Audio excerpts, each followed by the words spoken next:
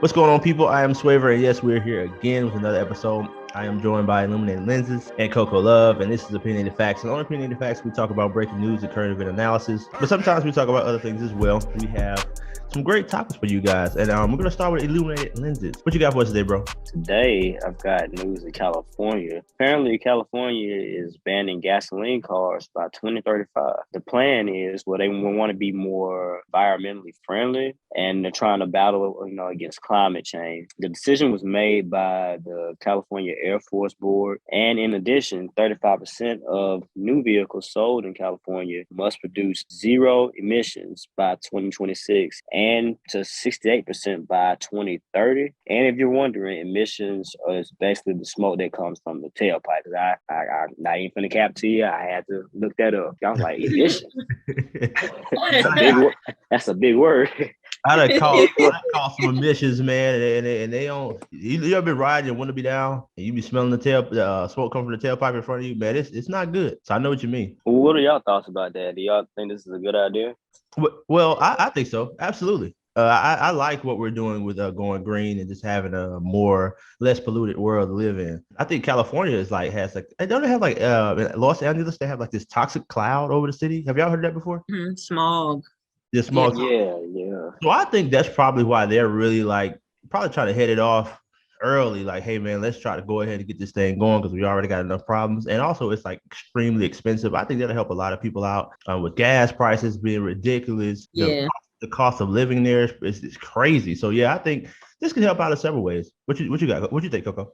I think as well. I agree. I think it's good for them. I think I'm excited to see who's going to follow suit or whatever. I mean, it is a little while away though too, so I guess that gives everybody a chance to get prepared, I suppose. But I do wonder. I never really looked at the price of a electric vehicle, I guess. But so I wonder if they're more expensive. I feel like they probably would be more expensive than a car that takes fuel. So I just wonder if they're going to adjust the prices for those cars at that time. You know what I'm saying? Like if it's going to be just kind of the same cost as it would be for a fuel engine. That's a good question. That's something I look forward to. We probably could, as time goes on, we'll keep the people updated because I mean that's actually a really good question. I'm interested to see who's gonna fall in next, though. Like as far as like states to do it, but I'm not surprised that they're one of the first people to do it. And you always have heard rumors about it's coming about the electric cars and everything. I mean, we even heard about them trying to do things with flying cars. But me personally, I don't think the flying cars is a good idea because half of y'all can't even drive on the road now. Keep it on the ground, Playboy. You gonna mess around and crash into somebody's two-story window. Man, you sitting in the living room trying to figure out what happened. Right. You can't even stay on the lines now. But, what do y'all got?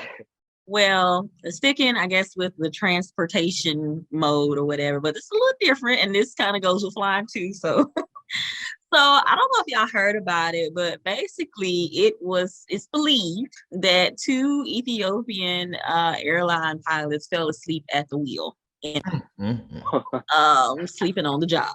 So it says officials believe.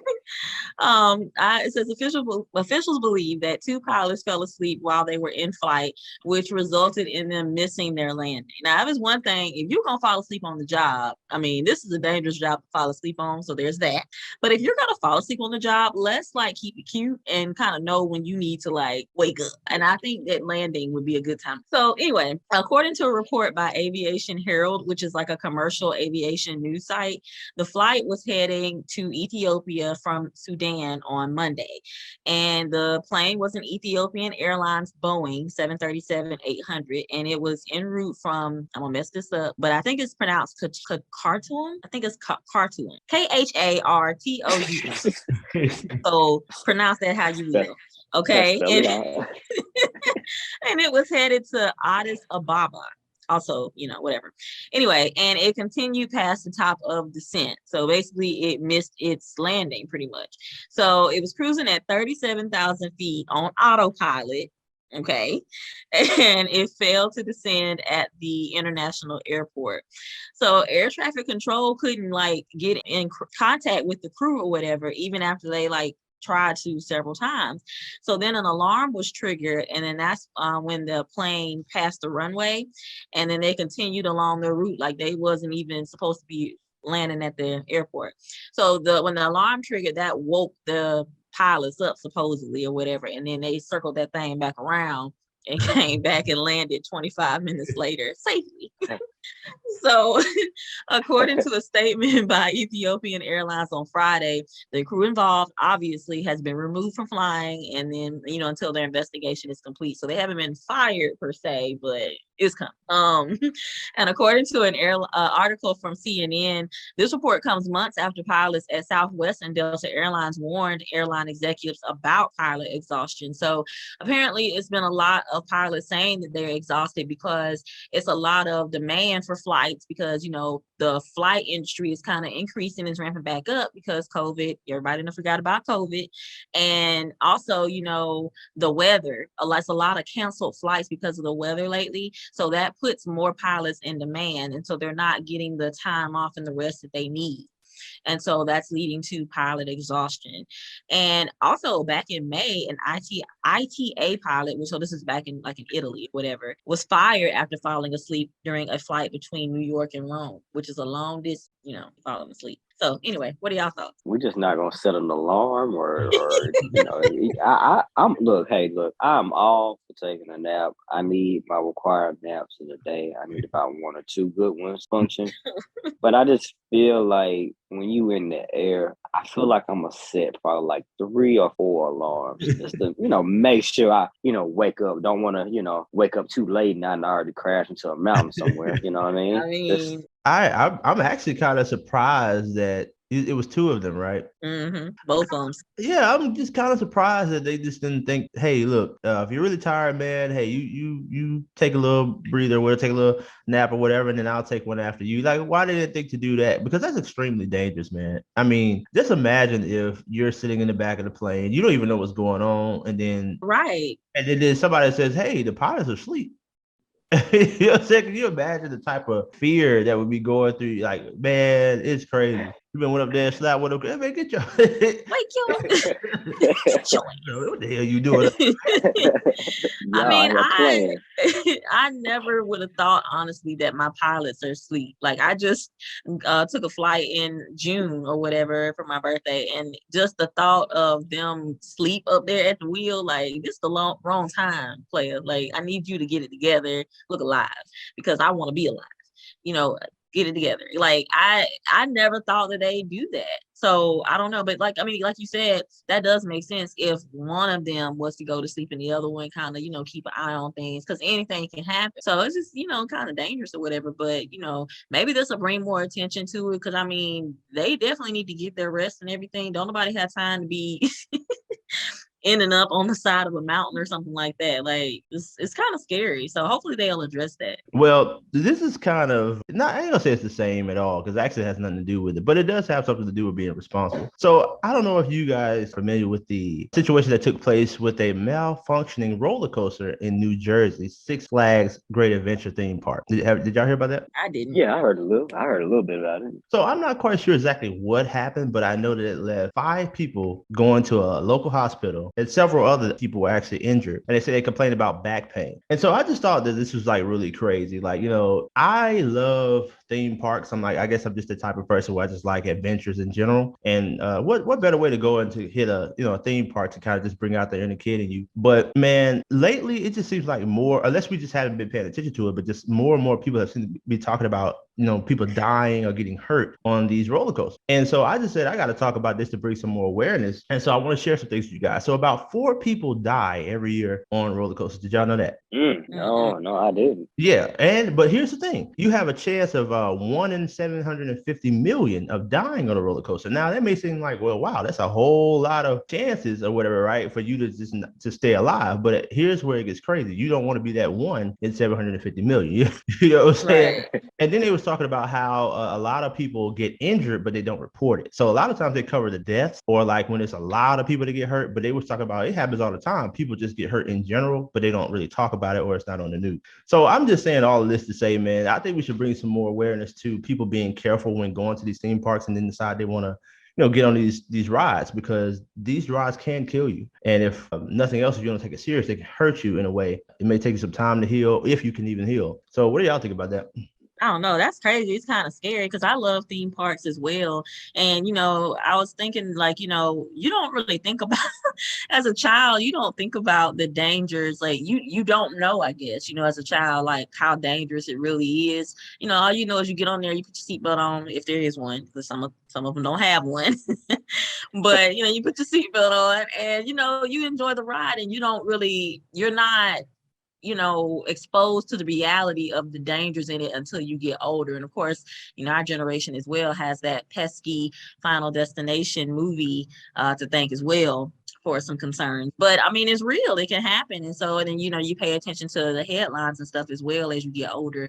So it is concerning though, because like you said, I love going to theme parks or whatever. I wouldn't mind going to one to finish out my summer, but it's kind of scary because it's like, hey man, has this been inspected?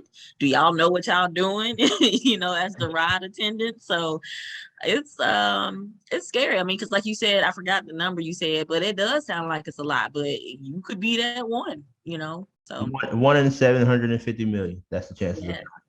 You could be that one though, and I don't want to be. I'd love to be a standout person. I love. I love to be. I do. I love to be a standout person. Like, you're the only one that has ever done X, Y, and Z. However, I do not want to be the only one that out of all these people that unfortunately like got hurt or lost my life to trying to enjoy myself. So it's scary. Nah, little buddy, you can't pick and choose. You gonna stand out. You gonna be standing out. All right. I don't want to be a standout no more. Never mind. Well, yeah, look, I'm also a big fan of amusement parks. I've had my share of scare moments at one. I remember this one time I was on this little boat one at the state fair. And if anybody's been to the state fair in Montgomery, you know what I'm talking about, the little boat. It's not a seatbelt, but they put the little, I don't know what you call it, the little rail the bar on top of you. Yeah, there we go. The bar on top of you and everything. And then that boat just get to rocking, and it keep going up and down, but it starts getting a little high. And I'm not the biggest person in weight or height. And yeah, I was sliding, and wow, I was holding on to it for dear life. It was like I was in P Valley holding on to that pole. I was oh boy, that was an experience. But this whole story kind of reminded me of that other story that's happened with that I don't know if it's an amusement park or some type of water park or something that had a grand opening and apparently a grand closing one day. Like, did y'all hear about that? The one that it was like a big slide or something, and they didn't it was no water or nothing like that. And they literally just, yeah, you know what I'm talking about? I've been seeing them folks. I just saw one where this girl was going down that slide and she went down and her wig came down after her. That junk is funny. Okay, it's been just throwing people down there. It's so funny to me, but I know it hurts because the way that they sound when their body is hitting the bumps, it does sound pretty painful. All type of cuss words with a flu. All the way down there, each bump. God, son of man, hey, you on the way now, so it's on. But I'm gonna tell y'all, man. Again, like I said, I remember being on a roller coaster one time, and I think it was the last time I got on a roller coaster. But I don't know, man. It's something about those narrow rails, and you just be going around them curves super fast. And like after me being on that ride, I think I may have been 19, but yeah, it was just really high. It was just going kind of fast. And I think, like you said, just be paranoid up there. And then it's like sometimes they just feel real shaky or not too sturdy. And, you be sliding around. Like you said, it's just like, when you're real young, you don't think about it, you're just enjoying it. But I think at that point I had reached a point of, awareness. And I was like, you probably fall out of this thing. And it's not going to go too well for you. So, I started laying off on the roller coasters after that. I think it's like when you get older, I think the punk in you like increases because it's like you start thinking of like when you're a kid, you think, oh man, what could possibly go wrong? But then when you get older, you think of, oh man, this can actually go wrong. Yes, it can. Yeah, that fall is not gonna be something I'm just gonna be able to bounce up from. I'm probably gonna be laying for a while at this point. Start thinking of stuff that don't make sense. Dog, if I get hurt, I ain't got no sick time at work. I can't call out. I broke my leg. They gonna fire me. You know, I got that bill due. I can't afford to get fired right now. Let me go get down this slide, this little thing. Well, y'all, as always, thank y'all so much for listening. This was a short one today. We're actually missing one of our team members, but she will be back soon. You can follow us on basically anywhere podcasts being hosted: Spotify, Anchor, Apple, Amazon, wherever you listen to your podcast. You can actually listen to us. Let us know what you guys want us to cover, and I guess we'll go from there. But again, I am Swavor, along with Illuminated Lenses, Coco Love. This is Opinionated Facts. Until next time, peace.